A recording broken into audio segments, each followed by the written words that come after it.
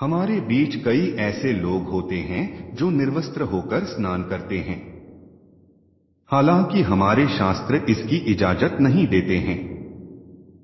शास्त्रों के अनुसार निर्वस्त्र होकर स्नान करना अशुभ होता है और इसके फलस्वरूप हमें नुकसान उठाना पड़ सकता है। स्नान हर किसी की दिनचर्या का हिस्सा है।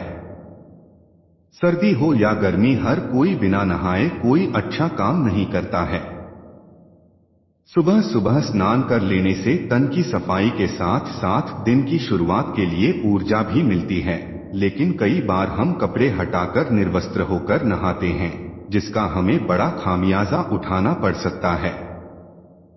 अब आपके मन में भी सवाल उठ रहा होगा कि आखिर ऐसा क्यों, तो चलिए हम आपको बताते हैं।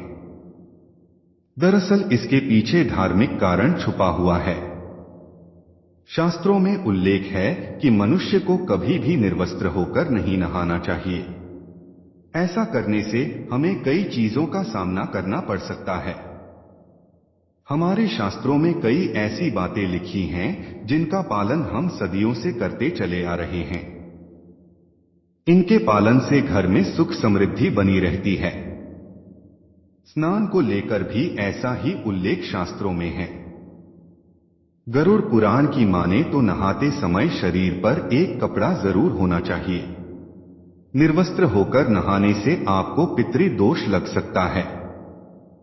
कहा जाता है जब हम स्नान करते हैं तो आपके पितर यानी आपके पूर्वज आपके आसपास होते हैं और वस्त्रों से गिरने वाले जल को ग्रहण करते हैं, जिनसे उनकी तृप्ति होती है।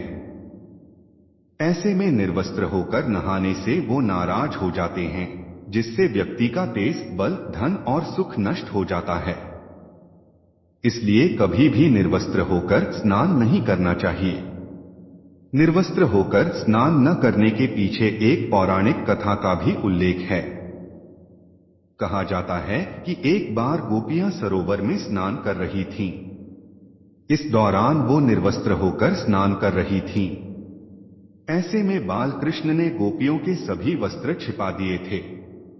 इसके बाद जब गोपियां बाहर आईं तो उन्होंने कृष्ण से कपड़े वापस करने की विनती की।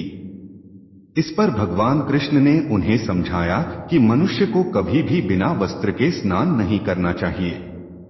इससे जल देवता का अपमान होता है। इसके पीछे का एक और कारण भी बताया जाता है। कहा जाता है कि निर्वस्त्र होकर स्नान करने से शरीर में नकारात्मकता शक्तियों का प्रवेश होता है। ऐसे में कोशिश करें जब भी स्नान करें उस दौरान शरीर पर एक कपड़ा जरूर हो। अभी के लिए इतना ही, फिर मिलेंगे एक नए कहानी के साथ। तब तक के लिए नमस्कार।